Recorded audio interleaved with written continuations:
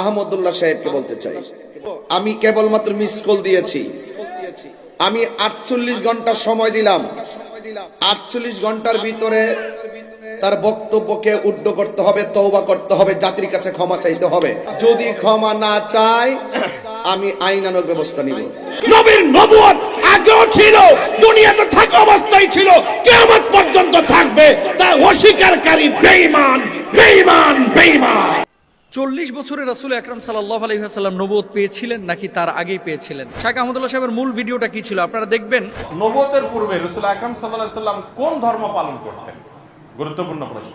নবুয়তের পূর্বে আমাদের প্রিয় নবী সাল্লাল্লাহু আলাইহি ওয়াসাল্লামের ধর্ম কি ছিল?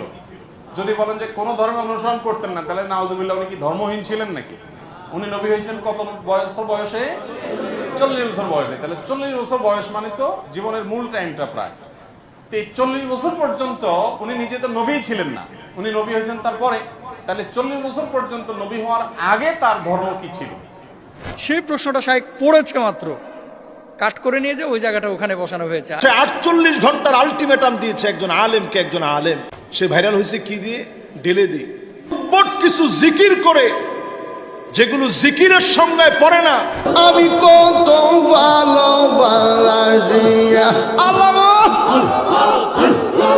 যেগুলো জিকিরের সংজ্ঞায় পড়ে না, আল্লাহর সঙ্গে সরাসরি বেয়াদবি, বিভিন্ন ভণ্ডদের নামগুলো তার বিভিন্ন আলোচনার মধ্যে বলে বলে এই পাগলামি সাগলামি দিয়ে সে ভাইরাল হয়েছে।